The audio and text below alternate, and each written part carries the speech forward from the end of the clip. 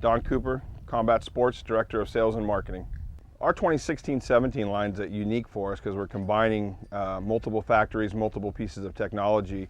As many of you know, Performance Sports Group purchased Combat as well as purchased Easton and kind of merged us all under one roof now. So we've been able to use the technology from Bauer Hockey and Combat and engineers on both platforms to merge them together. So our 16-17 line will be the first time when we merge some technology between multiple factories, using barrels from our plant, inserts from a Bauer plant, and some things like that. So it's really exciting for us. It's been a couple of years in transition and learning and putting engineers together. It's been exciting for all of them. Great time to field test stuff. One of the reasons that we're down here at softball spring training is to do some field testing and learn some of the instant feedback from not just us that do it every single day, that take BP every day, but those that are purchasing bats and making buying decisions. So it's a really good combination for us to come down here with some of this technology and learn from it and take it back to the engineers and tell them what good and bad that we've heard from them. Yeah, I think what's happened with the bat industry right now, and as the standards have gotten different, and this is across platforms, be it baseball with BBCOR and slow pitch and the new standards, the new ASA standard, the new UTRIP standard, is feel and sweet spot are really driving it. When I laugh when I hear someone come out and say this is the hottest bat ever built. Well, it's not, because the hottest bat ever built was built before the standards came into play. So what we're chasing now is feel and sweet spot. For a long time, honestly, we were chasing durability and some other things, and that's kind of taken a little bit of a back seat. Everybody wants kind of instant, hot out of the wrapper, instant gratification, a bat that they don't have to do anything to other than take the wrapper off and go whack it, and that's what we're chasing right now. And I think most of the manufacturers are chasing that right now is a kind of an instantaneous feedback. I got 20 swings on it, I'm super excited about it, and it's right at the edge of what the standards allow. Yeah, one of the things with weights on the bats, it ties into the standards. And I think one of the biggest fallacies out there is that a balanced bat will outperform or will perform equally to a loaded or fully loaded bat. It just won't.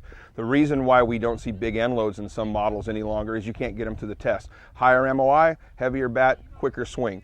And we've showed that with a lot of campers down here this week. We had a lot of the campers, especially the female campers, which are close to my heart. I've coached the Derby girls for the last 10 years, and many of them that came out of college fast pitch were into balanced bats. Got to be balanced, got to be balanced, got to be balanced. That's all we ever heard, was beaten to their head. And we had a lot of campers out here this week where we said, I just want you to try this, believe me. Oh, that feels really good. I feel quicker with that. Well, it was an 1.5 ounce heavier bat than they were using, but it was also an end load. Because a lot of times with a balanced bat, we're actually putting the load in the hand. So nothing against balanced bats, it's a preference and a feel, and if you like balanced, it's great. But if you're really trying to get the ultimate performance out of a bat, you want a full loaded bat. You want some end load.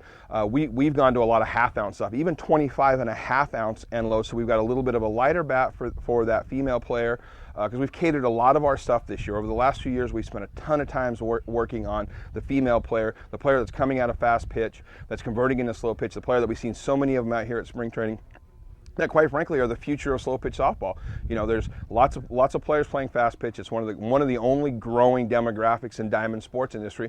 So obviously our goal is, first, everybody thinks we're here to sell bats. We are, but we're also here to promote the game and build the game, because if the game doesn't grow and the sport doesn't grow, there isn't a market for us. So what we're looking for is how many of these players that we can get to say, hey, you know what, slow pitch is a really good game. It's not what you think it was. It's fast, it's exciting, the technology is great. You've been playing travel ball your whole life. You've traveled every weekend. You don't want to give that up. The camaraderie of it, the spending time with the girls, the funny stories, it stays. It can go. Now it can go till you're 70 or 80 when you're playing senior. So we're doing a lot of 1/2 ounce end loads in that and showing people that really, trust us and let us put a little bit of a load in it, and you will see a dramatic performance increase. The one thing I will tell people is try it. Don't believe everything you've ever heard, but go out and try. I don't care what brand it is. Put down your balance bat for a second and go try something with a load.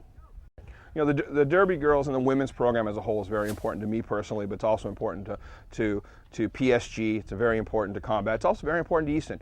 The two dominant teams in the last decade have been, enough said, an Easton sponsored team, probably the most decorated, I shouldn't say probably, is the most decorated women's team in slow pitch history, and the Derby girls are kind of the newer generation of that, chasing them and pushing them and making enough said retool. And so it's a fun competition amongst us internally between the folks over at Easton and the folks at Combat. But really why we're doing that is, again, like we were talking about earlier today, was we want to promote that game. We want to drag that game in there. It's a great game. It's great athletes that are coming over. You look at the Derby girls this year, we've added some players. We have players now that were in the NPF playing professional, a year ago. Laura Harms, the Chicago Bandits. It's funny, she was playing with Jenny Finch. She was Jenny Finch's shortstop on the Bandits. Now she's the shortstop on the Derby girls. We've seen that transition. You see many of these teams that'll have 5, 6, 7 top flight D1 athletes that were all shortstops or center fielders on a D1, team across the country in big D1 conferences. Coming over. It's very important to us. And what we've tried to do with a lot of this is we've brought that, not only are we trying to say we want to do this, we've brought a lot of female athletes in and said, hey, we need you to help us design bags and design bats and work hard on that. And we've done a lot of that with them, where we've brought the athlete in not just to play on the team, but to be a huge part of the development of it. And we see that both for PSG as a group, be it Bauer Hockey, be it Easton, be it Combat, be it Cascade Lacrosse. The female athlete is a huge focus of ours, and it's going to be a huge focus over the next decade. One of our expansion projects has been to go into apparel, both on-field apparel, custom apparel, and wearable technology. So one of the things you're going to see from us in the near future is we've currently launched our online builder, but we're looking at wearable technology. We're looking at things that are going to help you performance-wise, be it digital. We're working with sensors. We're working with some app-driven stuff that we're going to be able to put on our phones and tie it right to your bat. But we're starting with a product called 37.5, which is the most revolutionary new material for your uniforms. It's being used in the NHL. You may have seen it in Carhartt as far as the workwear. The #1 bedding line company in the world just spent billions and billions of dollars to license this product to make sure it's a revolutionary product that I think will go back to kind of what the first compression wear did to the industry. PSG's licensed it, so we'll have it in our custom apparel. And that's the great thing about our stable of athletes, both on the NHL side and on the baseball side and the lacrosse side and the soccer side, is that we have females and males. And Brett and I, Helmer from Easton, are down here, so we got fat guys. We got female input. So we're building apparel for the athletes, no matter what the sport is, how they play and how they build. So we're looking at Combat as really a twofold company. We're going to be a bat company, and that's where we came from. All we ever built were bats and built, and now we're an apparel company because we believe we can bring technology to that.